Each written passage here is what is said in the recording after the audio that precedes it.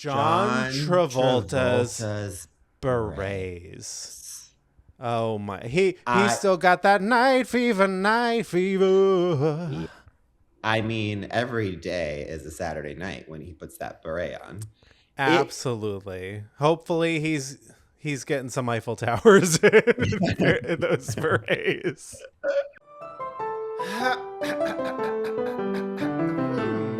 Oh no. Greg? I thought this was a duet. Oh, so you're just going to sing all the parts? Those are not the right sounds. Can you hear me?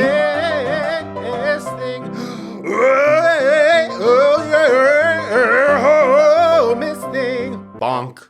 Welcome to Miss Thing. I'm Greg. And I'm Tim, and this is a podcast that celebrates and appreciates the missed things of the past, present, and future. Yeah, in every episode, we take a key moment from our Miss Thing storied career and do what you and I are most skilled at, which is make it all about us. And again, we are still reporting from different coasts, opposite coasts. And I needed to say something just really off the bat. I'm not sure if you've heard, but Absolutely is now engaged to her fiance, Noah. And I just want to know if you had thoughts on that. I have zero thoughts. I don't know what language you're speaking. Right. And if I were to guess, I would imagine it's two TikTok stars. Close. I mean, I can't say I know who Noah is. Looking at him, he kind of looks like the guy from Stranger Things with the hair. I don't know his name either. But absolutely, you're not going to believe this. Wait. The guy from Stranger Things with the hair. With the hair. Yeah. You're going to need to be more descriptive. Oh my God. What is his name? He's like randomly by the end of Stranger Things, he was like friends with the guy that like with the kid that like has no teeth. Wait, is this the one who's randomly like a huge pop star now? Oh, he's like, yes, he's like randomly a huge pop star. He had like like his entire character on that show was his hair. Well, I kind of feel like that could be you could be describing Winona Ryder. Like there's so many people that's what I'm not a Stranger Things girly, so. Well, that's neither here nor there. So I know nothing about Noah, but Absolutely, you're not going to believe this. Absolutely is actually Ray's sister. No. Fellow singer, yes, absolutely. She looks kind of like a mermaid. Do you spell it like you think? It's spelled like Okay. It sounds. That's for sure. Okay. And but of course, then I'm thinking, I was like, well, first of all, what's happening? I'm trying to decode this information, the celebrity news, apparently. Yeah. But then I'm thinking, oh my God, her grandma said it. Her husband is coming. But for the wrong sister. Wrong sister, but words are spells. So everyone be wary. Well, by the way, we don't know the situation. Like maybe Ray was sitting next to Absolutely at the dinner table. Right. And Ray took it for herself and she was like, oh my God, my grandma said my husband's coming. But really she was looking dead ass at Absolutely. Are you meaning in the moment grandma said that and they happened to be recording it as well? Or are you talking about when or are you talking about when Noah or potentially Absolutely popped the question to the other and grandma was Absolutely sitting there. Is a girl, right? Absolutely is a girl, yes. Okay. Well, I mean, it's absolutely as far as I'm concerned.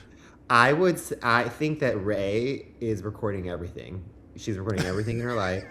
And she was at dinner and she was there with Absolutely. And then her grandma said it and she took it very us. It's like, oh, someone gives us a compliment. We both take it on ourselves. It doesn't matter who it's going towards. Sure. And then she put in the album. So. Totally. Well, Ray is always I love taking... that. This episode goes out to Absolutely and Noah. Congratulations on your nuptials. Congratulations. Grandma is so happy. Oh, so are we. We were worried. And I have something that I know that you will have advice for because this has plagued you since I've known you, really. Mm-hmm. Which is, I have a new personality trait. And that personality trait is boy who opens all his windows in his apartment. I have lived this life for so many years, and I guess I've deprived myself of the joy of opening all the windows. Yeah. Yeah, yeah. No, And it's an incredible thing to do. it's You are, I see why, like, I'm glad you're doing it now because like you're actually being so breeze coded when you used to be so Febreze coded.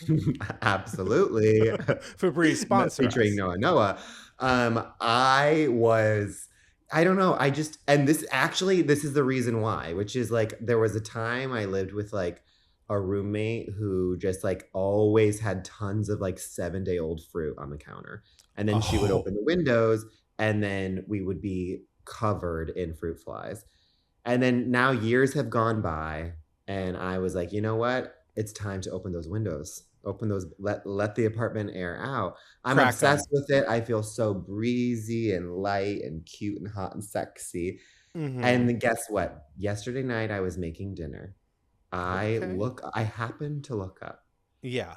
I was terrified.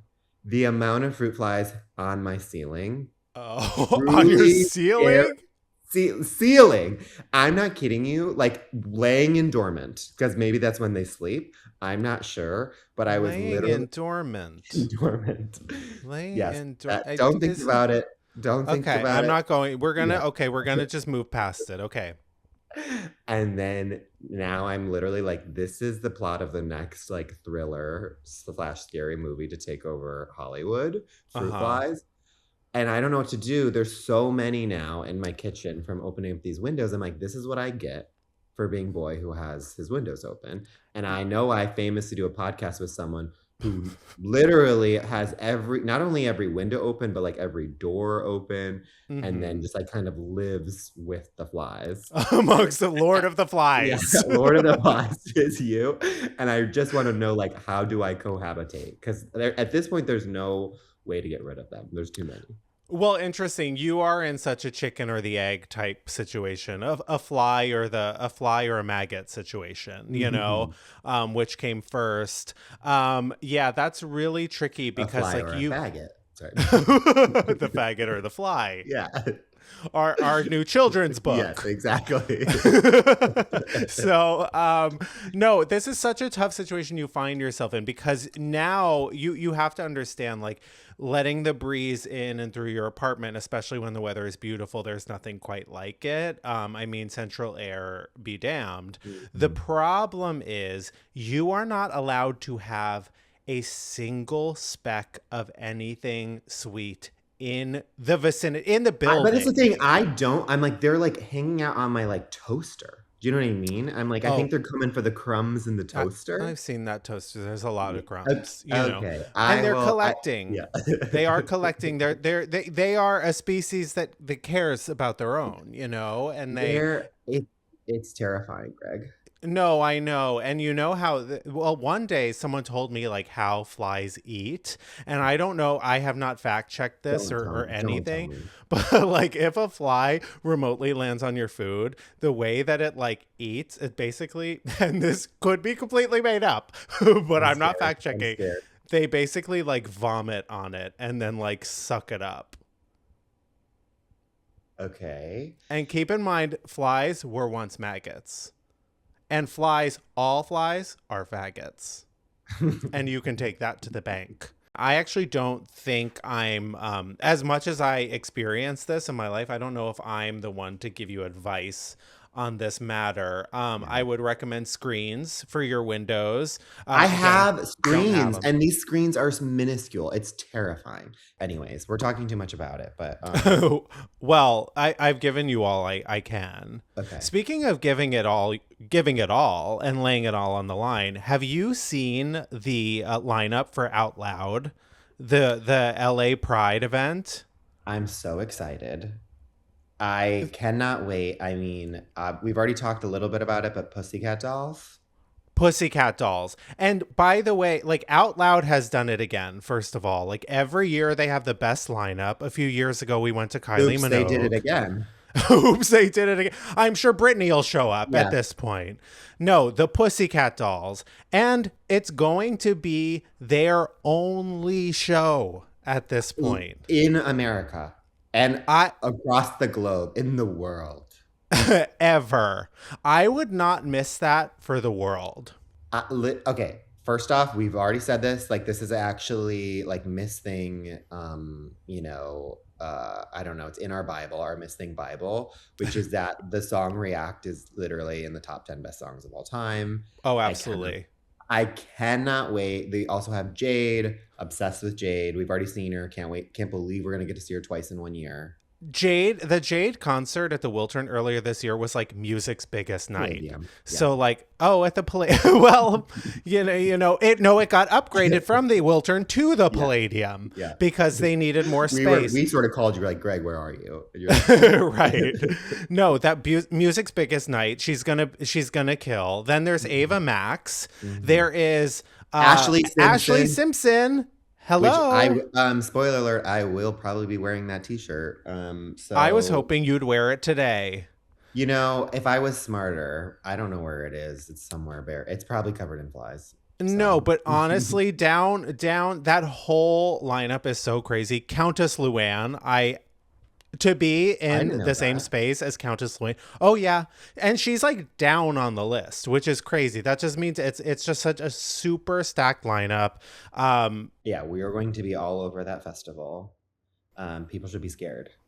You should be scared, and definitely get tickets. Yeah, but I think it's time for our first and most famous segment, Dodmom Sauce.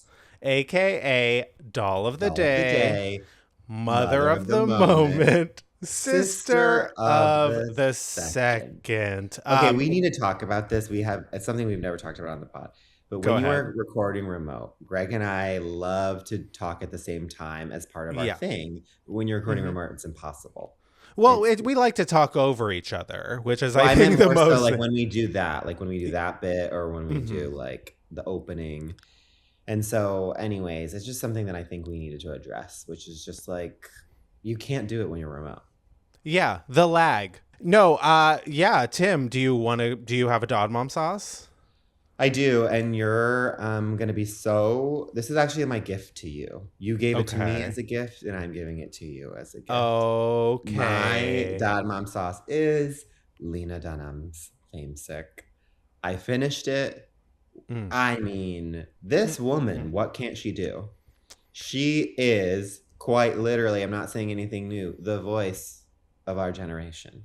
The thing that I'm so impressed with this book, everyone go read or listen to it, is that like so often you'll like read a memoir where it's like, I don't know, they don't really like go there, or they're clearly like, I don't know, making themselves look a certain way. And it's such a 3D rendering, like a full, like warts and all take on her life as she got famous. And it's clearly like, there's things that she probably like really, really didn't want to put in the book because it doesn't make her look good. And yet she still does it, which is like why she is. And not only is she kind of fearless with like the reckless abandon that she tells her life story, but also, I mean, the way that she does it, she's such a goddamn good writer. The way her sentences and concepts like build on each other before the period at the end of the sentence, like the way she can string a thought and an idea and a visual together is incredible. I mean, Lena Dunham is a true master. The way she can communicate is so exhilarating, but also what I love about her and what I've always like admired about her is the fact that she is sort of unafraid and incapable of not exposing herself fully. I think that there's probably stuff that made her uncomfortable to write, but like she still wrote it, and she always did that on Girls too. Like she has always been fearless in a way that I think can really like put some people off, but then ultimately I think now the pendulum has swung back and we see that as interesting. She's always been such a controversial figure, but I love Lena Dunham so much. I've always liked Girls, always loved it, even when it was uncool to love it, which was when it was on season 3 on. But yeah, she is truly like, I feel like she speaks for all of us and like does things with her writing that I mean, truly, it's so next level and so fascinating. And also, I think reading the book, it made me realize just, I mean, it's nothing new, but I think she might be the most recent, I don't know, recipient of this gaze, which is just like, we've been obviously going through as a culture, looking back at like how Britney Spears was treated, how Lindsay Lohan was treated, how all of these like certain people in the early aughts were like clearly mistreated. And like, and I feel like we're like maybe just now starting to get to that with the 2010s. And I really feel like, and I think she does a good job of this, which like she will be the first to admit, like there were many times where she almost egged it on, or she like didn't realize that like obviously she is like feeding the beast a little bit. But just to see that she really was like for a time like the most hated woman in America. Like people loved to use her as a punching bag. Like she was so like, there was such so many like heated emotions and feelings and so many easy jokes just at her name, and how much like that was, it was just a very cool thing almost to see her take it back. And like when we're talking about the other people that I was referencing, like the Britney Spears is like that, like someone else had to tell that story to get her name back almost. And this is cool that it was actually Lena herself who is like the first one to almost like have the strength almost to like, and in a way that she doesn't care. Like she was just like, just kind of factually saying like, this was like, whether you like want to agree or disagree, like these are the facts. Like every, like at a certain point, like if you watch any TV show from like 2012 to 2017, like there will be a Lena Dunham reference, and it's most likely a joke at her expense. Yeah, I mean, Lena Dunham, it's funny. It's so interesting, like, when you bring up the Britney Spears, the Paris Hiltons, the Lindsay Lohans, like, they were put through the meat grinder of public opinion and, just the way, like, the media talked about them. They were put through the meat grinder in, like, a similar way. But they like Lena was like the antithesis of them. She was like an intellectual. She was like, which by the way, not saying none of them are, but they're all very intelligent. But she did come obviously. from it, and it was more like Nepo baby esque. Like there was like I know what you mean. Yeah. Yeah. Privileged, like, well educated, fat. Let's call it what it is. Yeah. Who she dared to like show her fat, quote unquote, body on TV, and then looking back at her, you're like, she is so small. Even her in her book, she's like looking so back, teeny tiny, so small. It's crazy, but it is funny because she's sort of like, it felt like she was sort of playing in everyone's face, like I don't care. But what is so, sad but also interesting about the book is that I think she was too young to even know. She kind of knew she was doing it, but like she was obviously very affected by it, but like she just sort of like volunteered. She continued to volunteer to put herself in that position of, everyone having an opinion, most of them harsh. And also like off of that, it's like in the 2000s, we basically had this like relentless tabloids. Like that is what, like why, like we knew so goddamn much about Britney and Lindsay and Paris. But then like the 2010s equivalent of that was Twitter. Like Twitter was lawless. I mean, it's always been, but like we didn't really know. We were still discovering like just how like depraved and toxic Twitter could be in a way that we all now know. Like, but at that time, like it was still too new. And she was sort of like, which she talks about that in the book. And we also know it's like, that was the thing where she really was like, the first, in my opinion, or at least one of them, like where it's like she was like the recipient of like so many like alt-right, like crazy bros, like just coming for her. And I do feel like she was almost like a lightning rod for like the way she was treated like online, and like these like horrible, despicable comments was just like a real bellwether for like what was to come, and then like who our president would eventually be. Like it was like you could see the way that people were reacting to her for just like having the balls to exist as a like quote unquote not traditionally like beautiful woman, you know, like has a different body type than what we're used to seeing, and still is like, I think I'm beautiful, and she is beautiful, and people just could not handle that. And Of then like course. that just, I don't know, like it's so like, yes, you can say that like you know, that she had a privileged upbringing or whatnot, but you cannot say that like that woman does not have talent oozing out of every fucking pore of her body. Oh, completely. But it's interesting what you say about like the alt-right. Yeah, You know, like being a lightning rod for that. But also yeah, like I feel like she was one of the first figures, and maybe it's the millennial of it all, but like she was one of the first figures too that like kind of really got called out. Like even as liberal as she was, got yeah. really called out for the fact that like she only had white friends, or like Mhm. only was writing for white people. She was like the start of that. And to her credit, she did. I mean, listen, it did feel a little shoehorned when all of a sudden Donald Glover was on the show.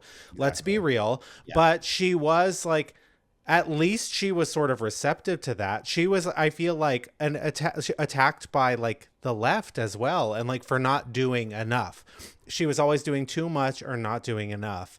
But at Yeah, she least really was attacked by like everyone. Yeah. everyone. Yeah, everyone should read Famesick if you haven't. It's a easy, breezy, fast read, and it really goes into like some very interesting details. There's lots of gossip. It's great. It's juicy. It's all the things that you want, but it also like will make you cry, make you feel, make you think. Hmm. Um, Greg, what is your dog mom sauce? Well, you know, I've been on the East Coast for the last week and a half. I'm currently in Maryland at my in law's house. But we recently went to the movies because there's not too much to do down Mhm. here. And my Don Mom sauce this week is going to have to be Mortal Kombat 2. You know how I could be. Sometimes I have really straight tendencies, like in Yeah, some of the it's things that hard to I deal with watch. sometimes. Yeah. I know it's like I'm doing straight guy drag, Wait, but is that the one with Nicholas Galitzine? no, that's Masters of the Universe, which I also can't wait to see, despite not really knowing anything about Okay, so then He-Man. I haven't even seen a trailer for this. I don't even know. This is so, I don't know what you're talking about. For Mortal Kombat 2, based on the violent I've video heard of game. the video game. Yeah, yeah, but I haven't seen the trailer for one, two. Well, Yeah. it was really fun. It was literally just us two gay guys and like a bunch of like straight guys that were there by themselves seeing Mortal Kombat 2 in IMAX. Oh, and there was also like babies and young children there. There was like Mm. one family Is with someone famous in it? no, God, Okay, no, no, okay, no, no. okay. It's just, I mean, there's like a few people that like you've seen in TV shows. Like the guy who played Mm. Eggs on True Blood is in it. He's like a man with bionic arms. There's a woman. Mm. Did Actually, you I don't play even. this game as a kid? Yes, and I was not really Okay, allowed to. It was so okay, so violent, but okay. I loved Mortal Kombat. But actually, that poses a question. I want to pose a question to you Okay. based on this. What is like the straightest movie or TV show that you watch? I don't know if I think it probably would have been Game of Thrones. Oh yeah, Yeah, I famous, right? famous, famous I thing. feel Yeah. like that's like the one. And okay, so I'll say a House of the Dragon. House of the Oh, Dragon. I'm well, excited for that's the a new little gay season. because it's the girls, but okay. Yeah, I know what you mean. I would say for me, well, obviously the Mortal Kombat movies, Yeah. but also the thing that like really makes me feel straight is John Wick. God, I guess I'm just really gay. Yeah, because Oh, I've never seen those. no, John Wick is so good, but for me, it's the choreography and the way it's produced. You know, I'm always like, I cannot believe what they did. I cannot believe these set pieces. They're riding on horses. They're doing this and that. Like Keanu Reeves is doing Yeah. such crazy stunts, and like it's so gay because it's so over the top. Mm. Like they just really go for it. No, I love John Wick. You would love John Wick, I I turned it swear. off. I did not like it. Okay, well. Yeah, it's not for me. But I love this for you. That's for everyone, doll. Yeah. Well, Great question. speaking of for everyone, Mhm. we're all gonna come together and go on a break right now. Yes.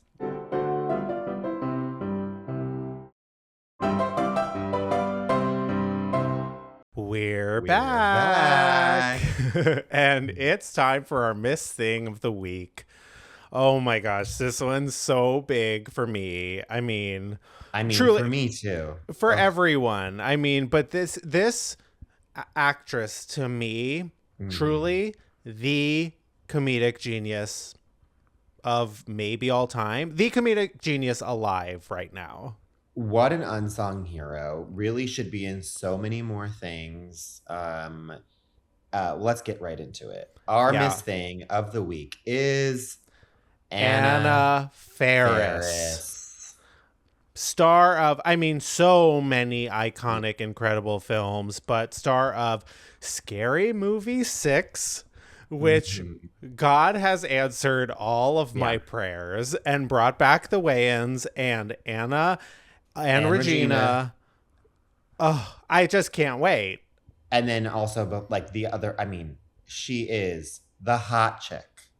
The House Bunny. It's like, by the way, people forget she was in Lost in Translation. She was in Brokeback Mountain.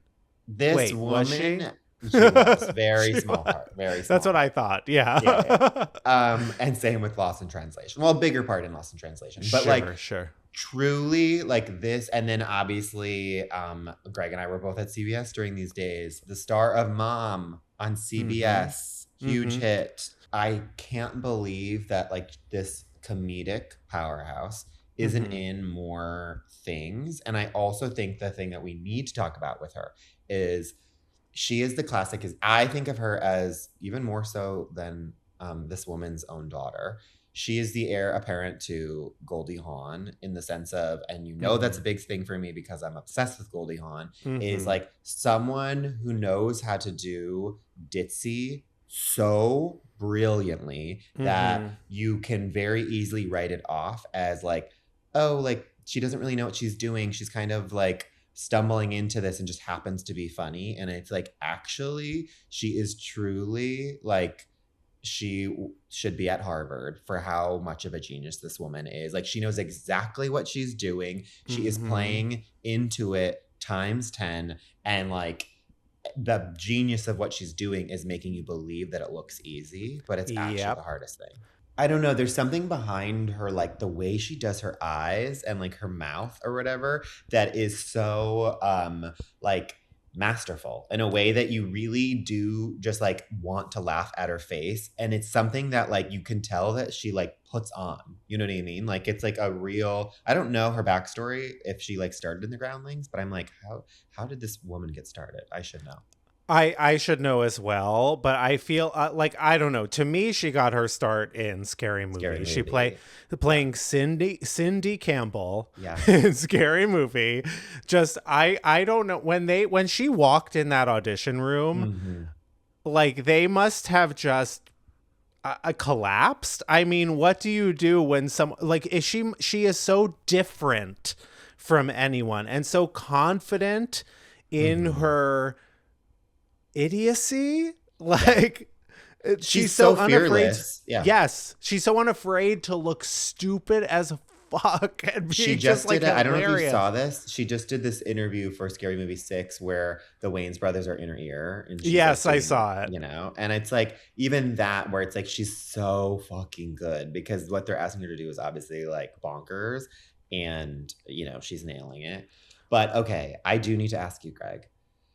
As the resident, I love Scary Movie, but I will willingly admit that this is like your, Mount Rushmore. Oh, yeah, it's my favorite. It's my favorite franchise next to Scream. Yeah, exactly, which makes sense. It's the comedic Scream. Right. Rank the Scary Movies, I guess 1 through 5. Okay, well, oh God. This is like my Letterbox'd, by the way. The first 4 are like my 4 Letterbox'd. Oh God. I'm going to have to do it backwards. Backwards, That's sort of your worst thing. to I best. think you literally did this for the scary movies too. Okay. Well, you mean the screams. Oh, yeah, Don't yeah, get yeah, them yeah, twisted. yeah. No, I'm going to start with, in last place is 5. Yeah. It's in last She's place. not in it, right? No. And that's, of So, course, the big problem. Enough said. Yeah, exactly. Yeah. It's like that's the scream issue as well. Yeah. But 5 is last. Next, I would go 4. Mhm. And then in third place, I would do Scary Movie 2. Okay. So funny, but you know, the following 2 are like the true heavy hitters. Yeah. Oh my God, these are truly my 1 and 2 on Letterboxd. So I'm gonna, I don't know what to say. Okay, I'm gonna be a purist here. I'm gonna say in number 2 is Scary Movie 3, even though it is absolutely one of the funniest movies of all time, with the Jenny McCarthy and Pam Anderson open. I was gonna say, I'm so sorry, but it's the best, like, whatever, threequel out there. Oh, absolutely. Absolutely. Cindy, just Regina, they're just, Cindy, the TV's leaking. Like, it's so funny. But, and number 1, I'm going to have to say Scary Movie 1, because I have seen that 7,000 times. And it's the first R-rated movie that I saw in theaters, like, with my friends. Yeah. And it was so inappropriate, and they almost didn't let us in because, like, I was super young too. They were like, "Did you sneak in, or did you see it legally?" No, I think I had my dad like go up and get the tickets with me, and so your dad was cool. Oh, my dad was really cool. Totally. That was very much like never have done that. Yeah. Wow. Yeah. I'm so jealous. Yeah. No, he knew that I really wanted to see it, and he knew that I like loved scary movies, and because it was a comedy, I think he figured I could do it without him. Although, like, that would have been then I think he saw it, like, obviously when it came out on DVD. I got it like the day it came out, and then he saw it and loved it, and we watched it a million times together. Oh, that's really cute. You're making me also think of another question. Oh, which is what would be your one Letterboxd movie that you like put in there to make yourself seem cool? Oh, it's easy, but it's true. Drive is absolutely, like, always in my top 3 movies.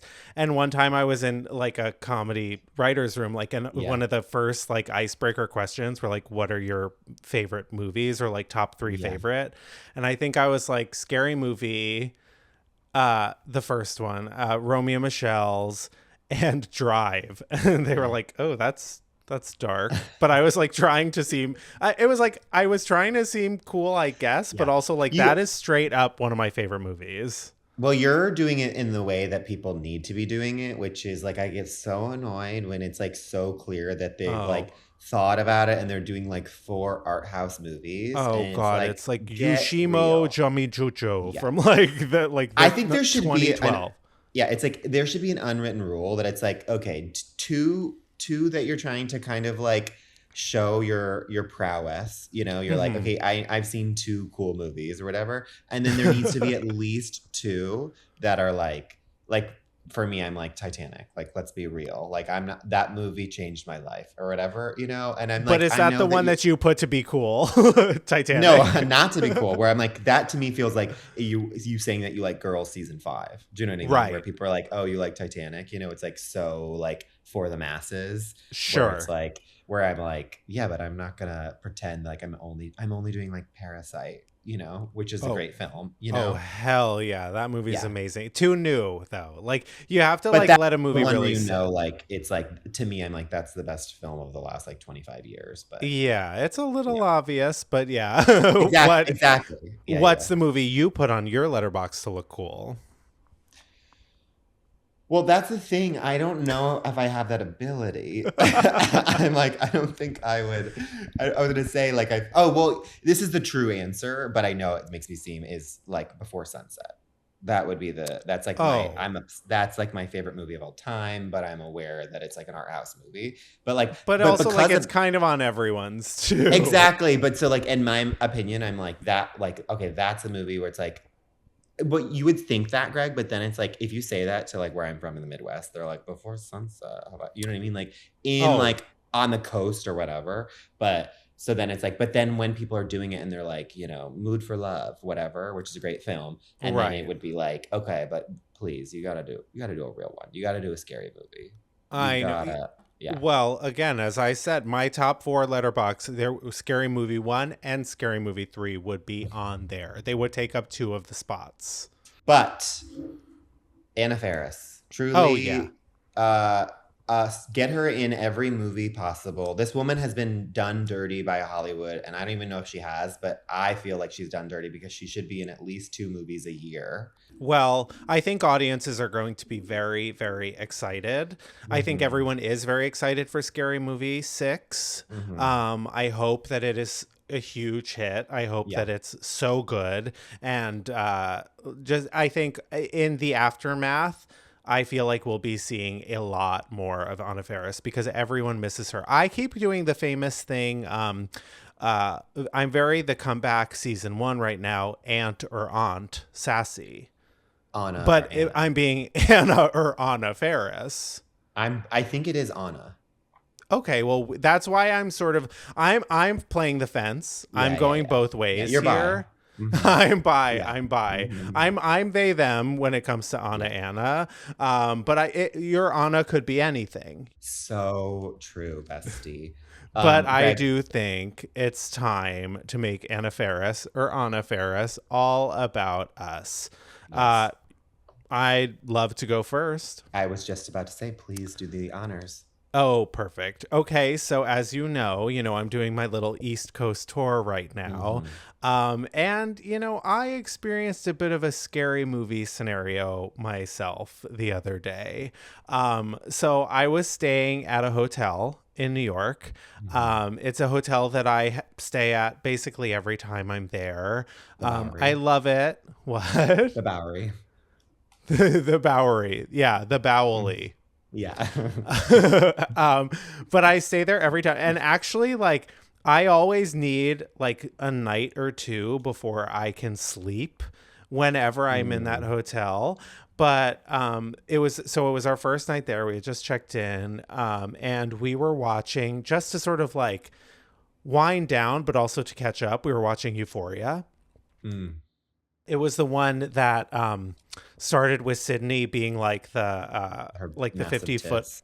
Yeah. Yeah, her massive tits on the Yeah. window, Mm-hmm. which was so me doing that. I was mooning the people across the Yeah. way Yeah. because that helps me sleep. Yeah. Mm-hmm. So we were watching Euphoria. It was like 1 in the morning. It like was not very late. We were basically having like an early night for New York. Oh, I And was like, for New York. I was like, 1 in the morning. Okay. Keep going. that's for New York. That's Yeah. early. Yeah. Yeah. But we were, I guess at one point, probably like halfway through, we both fell asleep, which is sort of like the famous thing that my husband and I do when we watch anything. Mm. So I like suddenly the TV is really, really loud. The TV was leaking, and I wake Mm-hmm. up, The TV and was glowing. what I see on the TV, first of all, is Zendaya's head, like, Oh, yeah. which by the way, have not watched the episode yet, Yeah. but Uh-huh. but I just see Zendaya's head like buried underground or like just Mm-hmm. poking out of the ground, which is like enough for me to be like, and the episode ends like, and it flashes to like directed by Sam Levinson or whatever, Mm-hmm. but there's like a blaring like siren. I'm like, oh my God, it's so fucking loud. It's waking me up. Like, this is so crazy. Can like where's the remote? I need to turn the TV off. It's so fucking loud. It's like blaring and like, Mm-hmm. why? So I turn the TV off and I realize that the alarm is actually not on the TV at all, but it is in the building. No. So I don't know if I've become incredibly like desensitized to alarms in buildings, but I'm like, oh, it's a fire alarm. Do we even need to go outside? Like, I don't, I don't really react to them anymore. I don't know why. I just I think always no, when you assume live they're in a a major test. city, that's such a like. I feel like when I was in Boston and that would happen, we would all be like, once we smell the smoke, we'll leave. You Right, know? Yeah. right. But I'm like, what alarm is that? Like, oh, so we kind of get out of bed. We maybe like put we're shorts on. We're like, are we gonna have to get out of here? Like, what's the deal? It's the middle of the night and it's a Yeah. hotel. So all of a sudden, a voice comes over, like in the hallway. You can hear a voice, and they're like, ladies and gentlemen, like, don't panic. That is the alarm. We are in an emergency situation. Um, do not leave your room until we tell you. Do not leave your room. Do not leave the floor. We will tell you when you are able to leave. But for now, stay in your room with the door locked. So I was like, What time is this? it's like 2:30 in the morning. I Okay. look at Okay. and Yeah. we were so at that point we're like, Yeah. what? Like that doesn't sound even like a Yeah. fire. So then all of a sudden, like, there's alarms and all these like trucks and everything, like at that moment comes zooming Yeah. up to the hotel. And we're just kind of like, a moment ago I see Zendaya's disembodied head, and Now it's now about to be like yours. the TV really has been leaking, and now I'm gonna have to like fight some bitch. It was feeling like there might be someone on the loose in the There's an hotel, the way intruder. they were talking about. The alarm went off for maybe like another 5-10 minutes, and then turned off. No more like loudspeaker or anything. So I called down, and the guy was like, immediately went into a speech and was like, oh, so actually it was it was a false alarm. It was the boiler in our boiler room. Didn't even know they have a boiler room. I thought it was like a movie with so Vin Titanic. Diesel. Okay. Keep going. So Yeah. Titanic. Okay, They were yeah. like, there must have been some like steam or something that set Yeah. off the fire alarm. So sorry about What that. Just go what back that to bed. movie did for boiler rooms across the globe. So many people who work in boiler rooms must have felt seen and heard. Absolutely. And then the financial film Boiler Room as That's well. too straight for me. No, but ultimately everything was okay. But for a minute, I did think that I was like fully living in a scary movie situation. That is so scary because it's also like there's like a part of you that's like almost don't tell me until afterwards, because the stories that you're going to tell yourself in that moment, you're like, oh my God, they're like, my head went to like, there's someone with a gun in the hotel. Exactly. And like, Yeah. and by the way, the person was so nervous sounding too. Like Yeah. they could have worded that any differently. Like they could have Yeah. been like, we may be experiencing like a bit of a fire, don't Yeah. panic. But instead it felt like, no, there's a killer on the loose. Yeah. And like you and you need to stay. I in hope you your- have enough food for 3 or 4 days. Goodbye. Yeah. Right. And honey, hotels in New York are a nightmare regardless. Yeah. Yeah. To add insult to injury, it was NYU graduation week, which, by the way, been there. I don't know why I thought you were about to say like it was actually an NYU dorm. Well, I made it out of there without my head being gashed, so at least Yeah. Yeah. Hey, Hey, it's a win. It's a small win. wins. Yeah, I'm growing. I'm maturing. Yeah. Yeah. Anyways, Wow. so Tim, how do you make Anna Faris all about you? Well, I make Anna Faris all about me. I think of her, a seminal film that isn't talked about enough, Just Friends. Specifically, her performance in that movie is Huge. Mm-hmm. And that makes me think about something that I don't think you and I have delved in the podcast in this world enough, which there is something that like gays still haven't mastered. And like maybe you and I can talk about it, which is the art of when you go to a gay bar with your platonic friend, gay friend, and trying to telegraph to the bar that this is just my friend. We are not dating. Uh-huh. That is like one of those things where it's like through body language, you have to tell the gays like, hey, we're not together. I'm available for the taking. You know what You I know? do? You know what? I threw up one hand. I go, Nah, yeah. I have to by make sure. Okay, and you are touching on something, which is Okay. you're actually kind of teasing where the story is gonna go, but it's something I'm where touching. it's like I'm touching something. Greg, you're actually making me uncomfortable. Can you stop touching that? The bouncer kicks me out because I'm touching too much.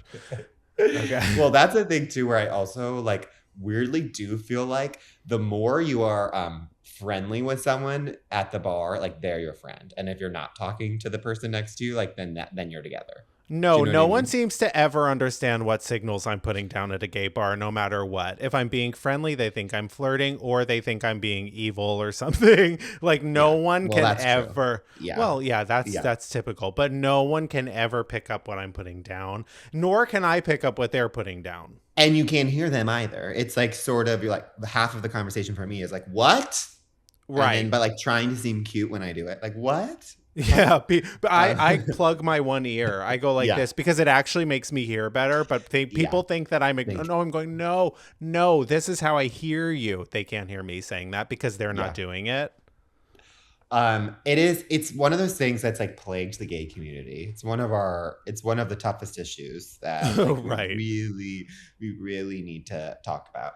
But that makes me think of Just Friends, the movie, obviously. It makes me think of going to gay bars, specifically, especially in my 20s. I would go with Claude, and we would always be dealing with the fact that, like, okay, I feel like people are picking up on the fact that, like, they think that we're boyfriends.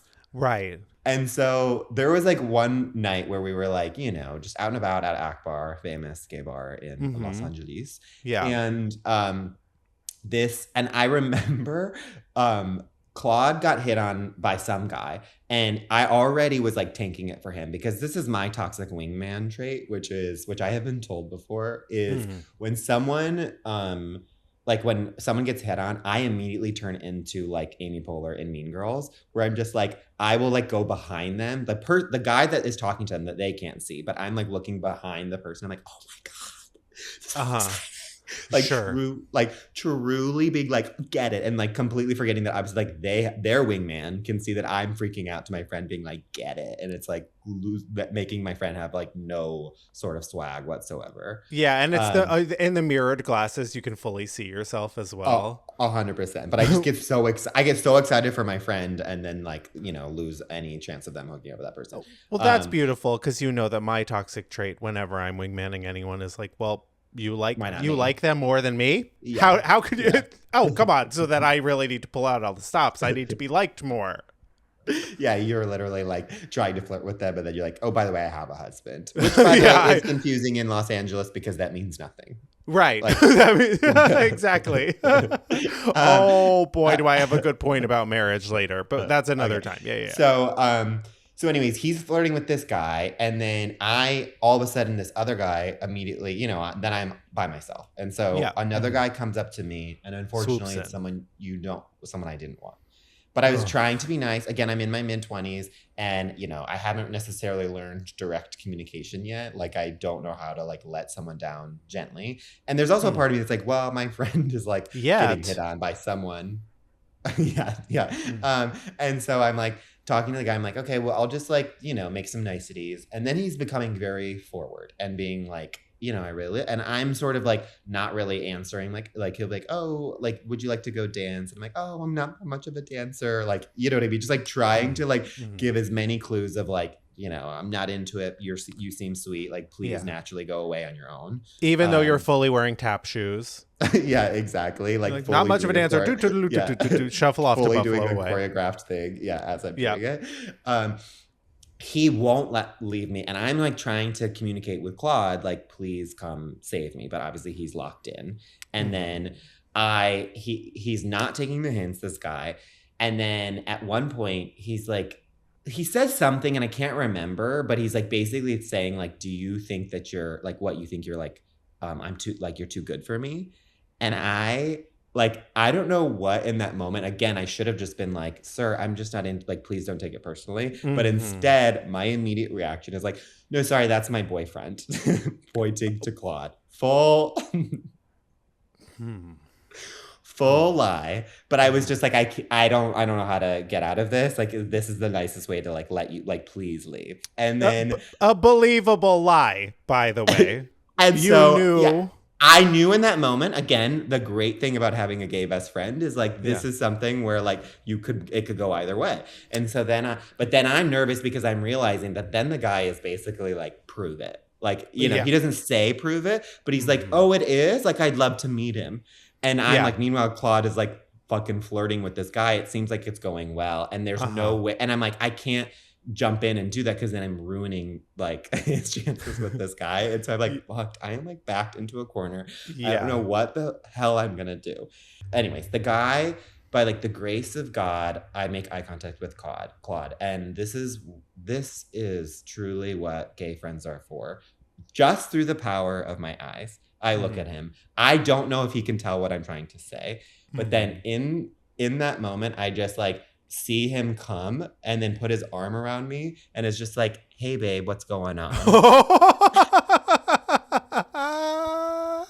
And it was like, I put my arm around him and then the guy basically was like, oh, like have a good night. Like you have a great boyfriend or whatever. Right. And then the other guy and the guy that Claude was talking to leaves. And then I was like, you know, tell him the story. And then I was like, wait, but what happened with your guy? And he was like, he was a dud. I didn't know how to get out of it, but I was being a people pleaser. Like whatever. And I was like, it literally looked like you were obsessed with him. And he was like, no, I was like crying for my life for you to come save me. But I didn't see any of those signals. And so this is just my thing to the gay community. Every gay needs to have that friend in their life that you can pretend, even though you are just friends, that in a moment of need, they are your boyfriend so that you can indirectly communicate to guys at the bar. Yeah, you need that like red phone that dials, you know, but like you need to have your version of the red phone that dials that you like pick up in like at the end, you know, like this is the moment. But I don't think that would work anymore. Like, it's like what you were saying. Like, if someone came up and was like, hey, babe, like in LA, that would like make them go harder. Well, I was going to say it's ruined for you and I because we wouldn't know then if someone, like, because you and I do a podcast together, there's a chance that they might have seen the podcast. Right. And so then I couldn't do it. You and I couldn't do it because then they could be like, no, we actually watched the podcast. We know you're just friends. Yeah, of course. So, it's our fame. It's our fame. But that our Famesick. Listen, our fame repels people. It seems at the bar. Well, I mean, when please come up to us. You'll be begging us to go away. Actually, if you approach us at the bar. Yeah, because let me tell you, when you tell someone that you have a podcast, it's does it turn them on? And they don't respond with utter disgust. That's actually, if you tell someone you have a podcast and they're still into you, that's love. Marry them. Yeah. Marry them. Exactly. Well, with that, I think it's time for a break.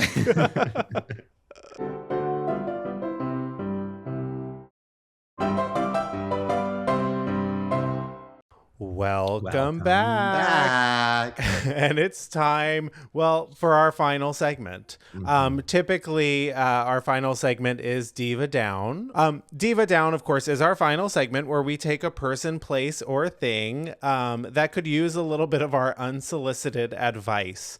But this week, we're doing things a little bit differently because we have a Diva Rising. There's a star on the rising. We have there's a star on the rising. That's the new Hunger Games prequel.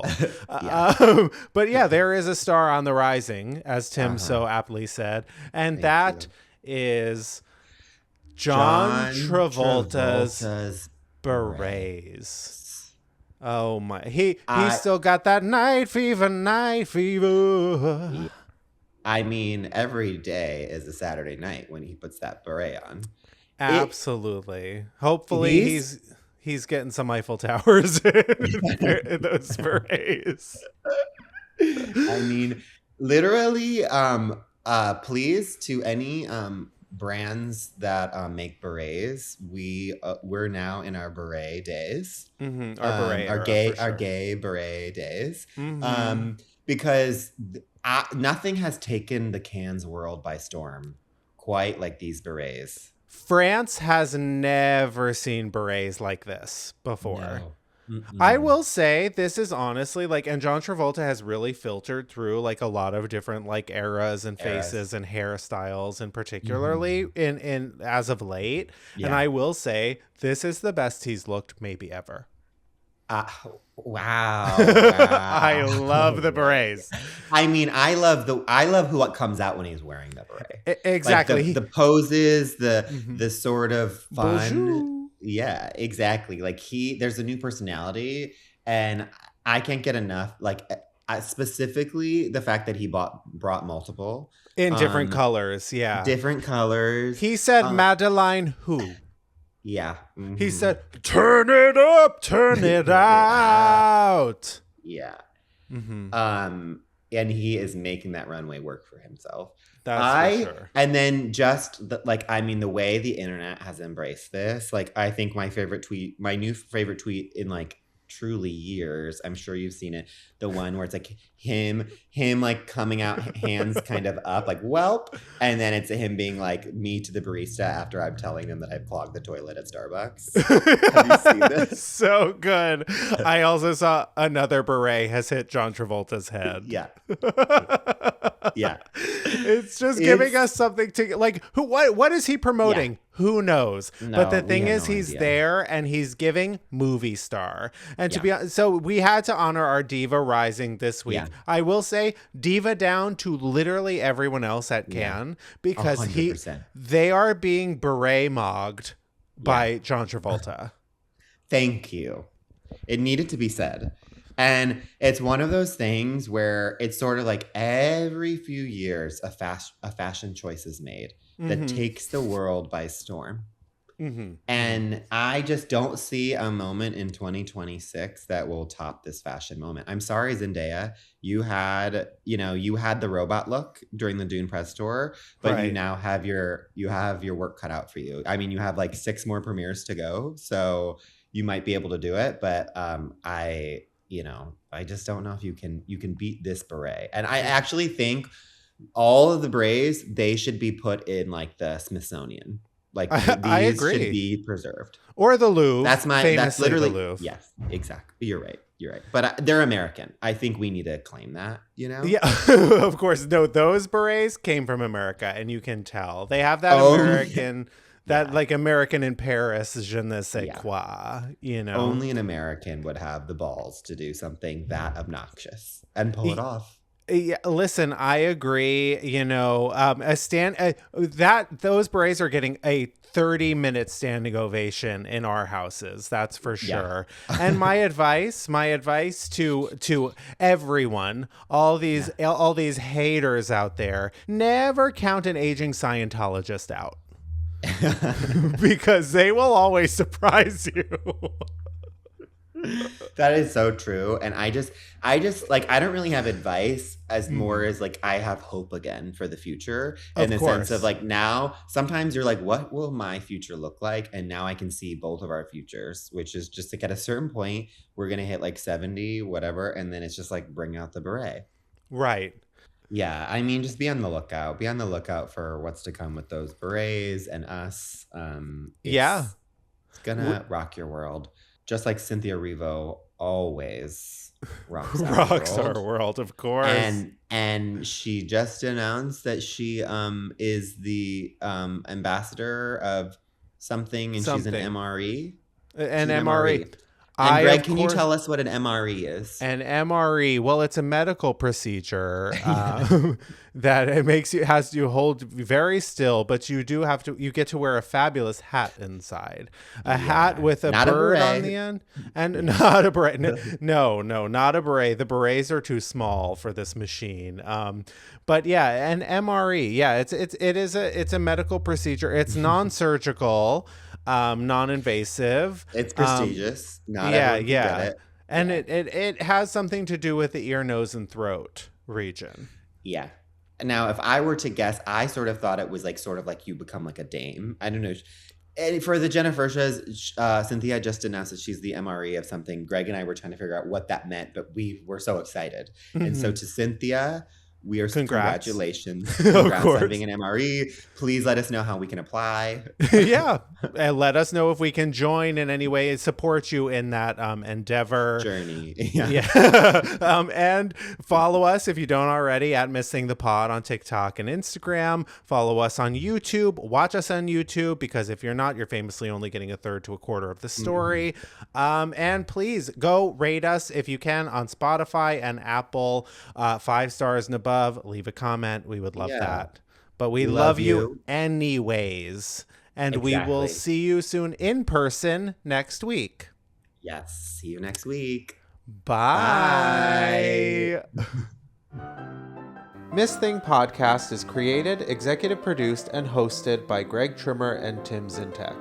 It's produced and edited by Benji Simons, with cover art and additional creative support by Claude Zines. Follow us on TikTok and Instagram at Miss Thing the Pod. New episodes drop every Tuesday. Watch on YouTube or listen on Spotify, Apple Podcasts, or wherever you get your podcasts. Please subscribe, rate, and review, but only raves. Strictly 5 stars and above. Follow Greg at Greg Trimmer and Tim at Tim_Zintek on all social media. Bonk.